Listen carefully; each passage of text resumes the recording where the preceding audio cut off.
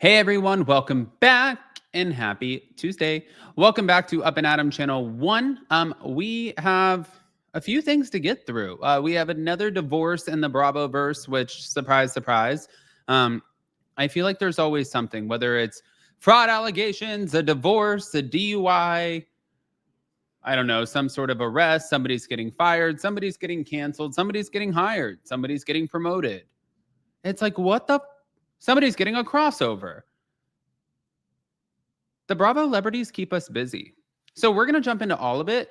Before we do, go ahead, pop off in the comment section. Let us know where you're watching from. Don't forget to smash that like button and show some love and get subscribed. Here we go.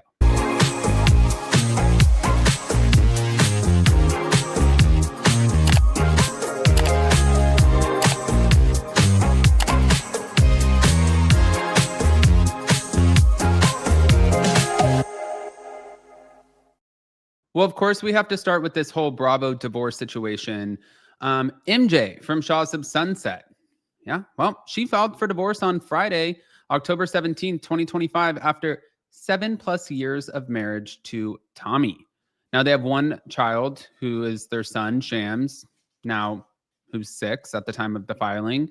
And in her filing, she cited irreconcilable differences as the reason for the split. She has also requested sole physical and legal custody of their son. She requested that Tommy be awarded visitation on a specified schedule, like Tuesdays after school to Wednesday at 5 p.m., Sundays 11 a.m. to 6 p.m., as per some published scheduled details, and exchanges to happen at the child's school or her workplace if school is not in session. Okay. For travel, Tommy must have written permission from MJ or a court order to take the child out of California and out of the United States. And MJ also emphasizes that she has been the parent primarily involved in caregiving and all of the child's overall needs, including school transport, extracurriculars, appointments, etc., with little to no involvement from Tommy. Here's the thing too. It's really hard for, and I know that this sounds crazy, but it is really hard for a father to get sole legal and physical custody. Usually I feel like that does statistically go to the mother unless you can prove that the mother is unfit in some capacity, which can be done. But if she is the one who is primarily taking care of all of these things, then most likely she will be the one who is granted sole legal and physical custody. And a lot of times to the other parent, they feel like that's not fair.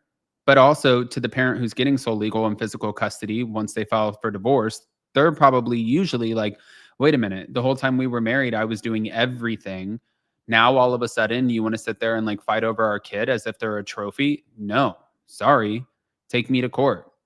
And so if in fact she is doing all of these things that she's listing, most likely she will be granted the sole legal and physical custody of their son and with a visitation schedule.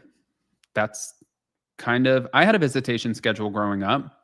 I had 2 different schedules. I had one when I lived in the same state with both parents, and it was always Wednesdays and every other weekend. And then when I moved out of state, I had a different schedule that was, I would see my other parent on Christmases, spring breaks, and for 2 months out of the summer.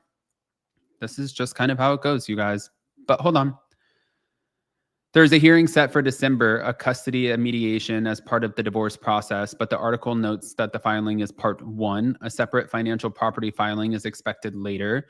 But their marriage began on April 21st of 2018. They first met on Tinder per some sources and welcomed their son in April of 2019.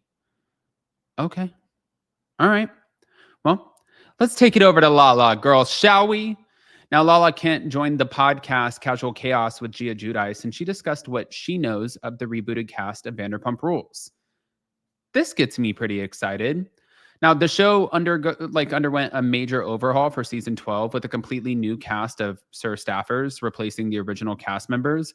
But Lala made a few points. She said that she doesn't personally know any of the new cast members.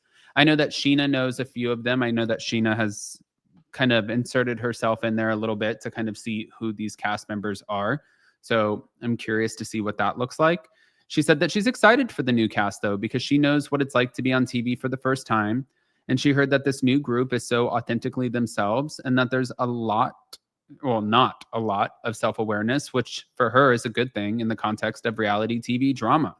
She said, you cannot teach the art of reality TV. Even if you've watched it, you can tell when someone's been watching reality TV and they try to bring those iconic moments.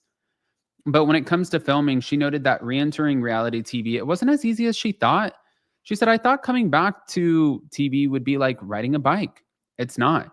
It's a little bit like, do I know what I'm doing? How do we go about this? I've been in my bubble for 2 years.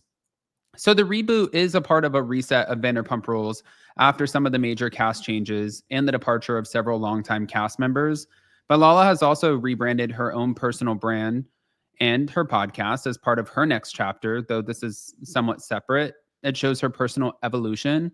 And she's on the valley. Like she said, she thought it would be like riding a bike, but she's kind of like, do I know what I'm doing? I'm sure she will do just fine. Because even though she's been in her bubble for 2 years, we still saw her last year in like little moments, especially ripping Jesse apart. So I think that Lala will be fine. She'll do great.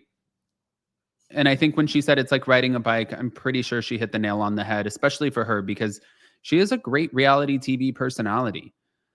But wait, hold on. Like I said, she went on Casual Chaos. Here we go. When you were in your 20s and when you were with him, did you think he was the one? Because obviously, I'm in my 20s. I'm dating my boyfriend, Christian. I think he's the one.